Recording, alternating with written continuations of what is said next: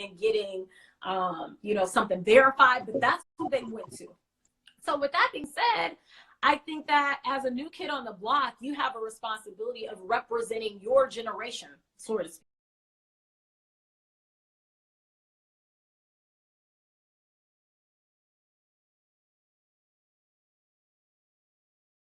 About stories that your young people are talking about, but also that viewership, that age that we need. So, I mean, yeah, young people know what's going on. This isn't a day and time where like people are in the dark anymore. So I would feel very, if I was a young person in the newsroom, long as I research my stuff, because you don't just want to be pitching for the hell of it. You got to research. Yeah. Go pitch. Yeah, why not?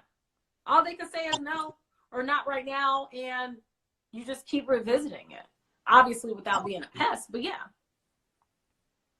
You talked about A block, B block, through E block. I want to just talk for people who don't know what that is, or say that I'm a publicist and I haven't booked my client for the news yet. Can you kind of tell them about, you know, how the news does their stories from breaking news and what those blocks mean?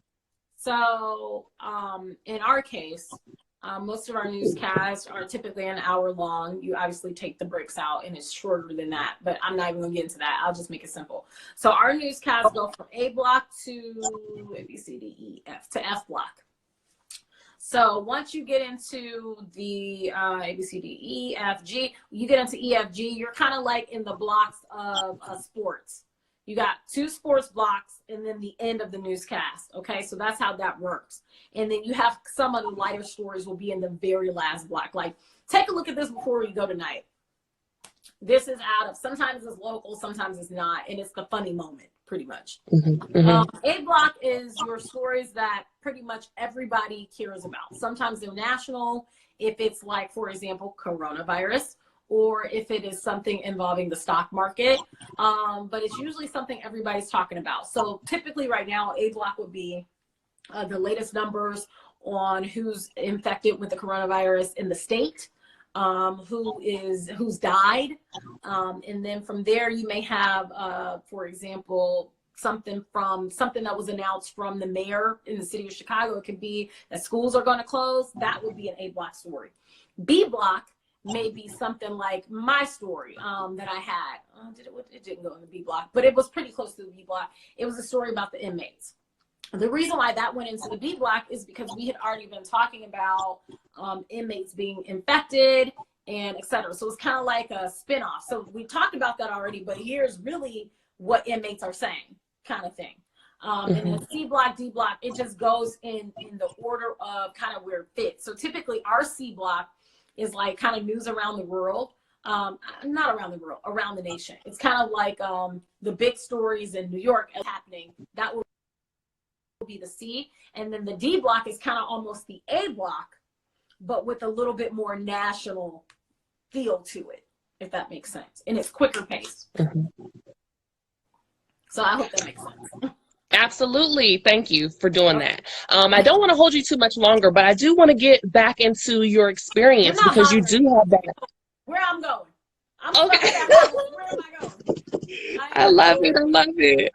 But you do have a traditional media background. Well, yeah, I know that you have your undergrad degree in English. I want to know how much that helped you. I mean, obviously, you know, being a journalist, you would think that that's very important, but why English instead of journalism for your bachelor's? My English degree was actually going to be coupled with a finance degree but I didn't end up finishing all my finance classes. But the reason being is because I actually went to college to be a sports agent. I did not go to school to be a journalist. What happened was that while I was at the Ohio State University, I hate when people do that, but I do it. While I was there, I needed to help my mom pay some of the bills for my college education. And so as a result, I met a lady while I was interning. I actually wasn't an internship because I was getting paid. I don't know what kind of job it was, some type of job I had with the sports department, and I was a writer. What happened was I initially was there to disperse checks to athletes. And then the athletic director at the time was like, you have so much personality, you need to go down to sports information. So I ended up going down to the sports information department where I wrote articles that were in the game day programs when you come to football games or whatever. Yeah. While on the sidelines, I met this lady who had been watching me. She was like, I've been watching you for a while. I think you'd be really good, you know, working on a news station. I'm like, doing what? Because I was shy. I didn't like to talk to people. So long story short, she hired me to be behind the camera on set. All of those cameras now are robotic, but back then it was somebody behind them. And all the anchors were so stuck up. They were just not likable. One of them came to me one day and was like, you should go wash my car. And I was like, girl, I don't even wash my own car. I definitely ain't washing yours. And so after that, I was like, man, I think I should be in the news business because I would be nothing like this. Like, I would be likable because I'm genuinely a good person. Yeah. So I decided to go back to grad school. So that's how I ended up I went back to school and ended up going to grad school. And that's how I ended up joining the crazy world of journalism.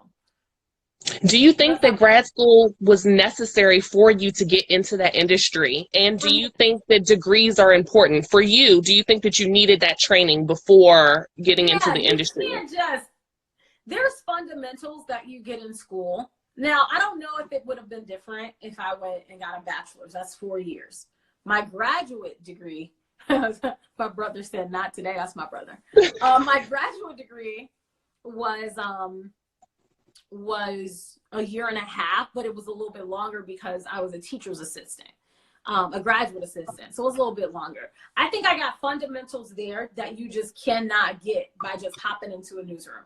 There's some things that you just won't understand.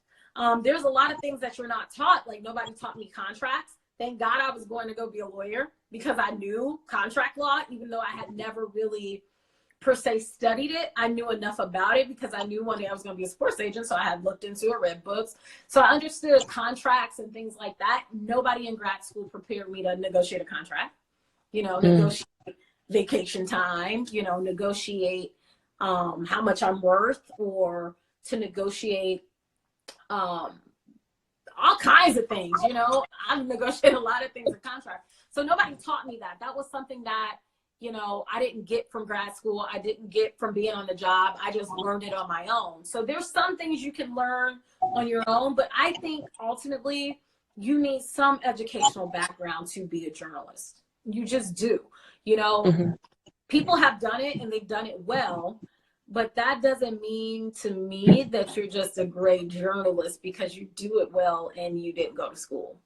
If you want to be in front of the camera, I think you need some of those classes. I'm not going to say you need 4 whole years of it, but you definitely need to understand media law so you don't get your company sued. There's just some fundamentals you need to learn. I mean, you're kind of writing, I would say you're writing for they used to say you're writing for a 5th grader kind of when you do journalism. That was a thing for on air. And I think that's changed because I think viewers are more intelligent. I don't think you can play them with 5th grade. That's not going to cut it. Not in this day and age, I would say. We still have a very huge percent of the population that's just ignorant and gonna believe whatever they want to believe. But I think that majority of viewers are intelligent enough to know when you're selling them crap. So you can't do that. But I think you need to go to school. I do. I'm not going to say 4 years total for just journalism. If anybody were to tell me that they were going to school, I have a cousin right now that wants to study journalism. She's in college for journalism. I told her to take something else. Don't just rely on journalism because I don't think it's going to look the way it looks now. And this may be part of the shift. This whole coronavirus thing may be part of how this is going to shift and shape and reshape our industry, because it's reshaping a lot of industries. But I think it's going to look completely different, I would say, in 6 years. Usually my predictions are spot on. 6 years, I think it'll look different. Do you have any tips that you want to give to maybe aspiring journalists, people that are in college right now, or even publicists, people who are on the other side who want to connect with people like you? Okay, let's start with the publicist thing, because I get a lot of stuff from publicists all the time. And you got to be creative. It can't just be that good old press release anymore. That's not going to cut it. And publicists think that. They think they can email you this press release and this is going to sell a story. And nowadays, the stories need more because we're in a visual medium. And when I go to pitch stories, a lot of the stories that make it have visuals. They just do. I'll say, I pitched a story one time about how this tow truck was going around towing cars, but they were still in the cars. They were like, well, how you find out about the story? Well, I have a Ring camera. So I had the video from Ring. Found out where the person lived based off of where their Ring camera was located. This is a true story. But I'm a detective naturally. Found out where the person lived based on where their Ring camera was located in a neighborhood. Their Ring camera showed just a very interesting, like, look out of their front window. So you saw a flag and some other stuff. It could only be this house. So I knocked on the door, and the people were like, yeah, he lives upstairs. He's the one that runs the Ring camera. He'll be home at a certain amount of time. So I pitched the story. The station was like, you got visuals? How you know they're stealing cars? I'm like, oh, I got the video. So a lot of it needs to be video. So if you are a publicist or you're on this end and you're pitching, it got to be visuals. It can't be something that you saw in the newspaper. You go into the meeting just to pitch. Something like that, because it's required. A lot of newsrooms make you pitch. It's got to be something you got to think about the visuals. And so a lot of PR people, no shade, they send you these long, drawn out press release, and I don't have that kind of time. Get to the good stuff, probably in 5 sentences, because your email is compiled with 20 others, and yours ain't got no visuals. You ain't sending me no pictures, no video. It needs to be something that as soon as I go, you say whatever you're gonna say and click here, and maybe there's a video attached so that I can see it. You know, so that's what I would say for PR. And then for journalists, the same thing. I don't know. The real thing is a big deal, but I just don't know. I don't think you can teach that. Like, you can't teach somebody to be. See, okay, can I have a real moment? So the young girls now, especially women, okay, the young women, they think it's all about being cute. You know, when you go on these Instagram pages, honey, and don't get me wrong, I think I'm a nice looking woman for my age too. You see all these, you know, swimsuits, all this stuff. I'll be honest, I do it too, but I found myself doing it more now that I'm on a late night show. When I was just an anchor or just a reporter, I wouldn't do that, because that was considered to be, that ain't it. That's not the look. You know, you're not gonna be the main anchor showing your backside, your 2-piece of pink. That's just what it is. Right. So I think that a lot of journalists, especially the young ladies, don't realize that you can be as beautiful as you want to be. There's so many beautiful women in the world on TV. That don't mean you about to be the it girl. That doesn't, it's always another one. It's always somebody better looking, better at the job. So if anything, forget the looks. Forget all of this. You know, it matters to an extent. Nobody wants to see somebody just come look like they just disheveled, you know. That's what I'm saying. Right.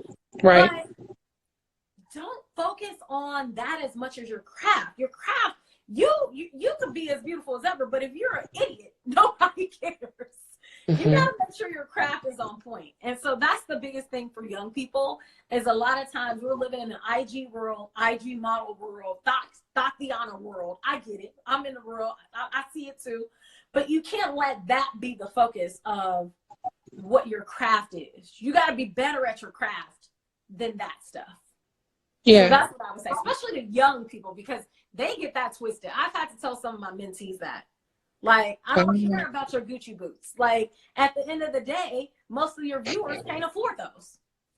So why would we want to see those? Yeah. All relevant. You know what I mean?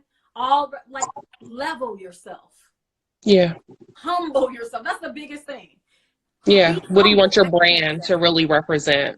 Yeah. And your brand can be you can be a beautiful person, but that can't dominate your journalistic integrity. Like, that matters more. People care more about, I think at least, they care more about you working for them than you posting up and booty popping in a picture. Yeah. We got a whole war going on out here, essentially. Yeah. I mean, not literally, but literally. You know what I'm saying? Like, I don't care about all that other crap you got going on. Sure, I might like it. I do need and don't get me wrong, we are in a time now where you got to also think people are being bombarded with death and the possibility of them getting infected every day. So you got to give people an even mix of news that they can use, that can help them, and also some love, some compassion, some funny. But everybody don't want to, it can't always be about you in that moment, though. And that's something that journalists lose sight of, like, because it is you when you're in front of the camera, but it can't always be about you. You know, show me more than your selfie on set. you know, and your pretty hairstyle. That's all Yeah. I'm saying. There's got to be more to it than that. So that's what I would tell young women, especially, because they get that all twisted and screwed. Yeah. Well, I don't know if we have any last comments or questions that you want to talk about before we sign out, but as you look through those, I definitely just want to tell you thank you. Thank you for being honest. You know, not only for your time, but I truly enjoyed this just mere for the honesty. And I hope that a lot of people got you know, some true gems out of this conversation. True gems. I love it. Oh yeah, it's counting us down. We have 25 seconds. So any last shout outs, and thank you again for joining us for Meet the Media. All those things. Be safe. That's what I would say above all things. Thank you so much for your time. It was a pleasure, and we definitely have to connect more. Okay, for sure. Thank you. You have a good night. You too. Bye-bye. Bye, you guys. Thanks for tuning in.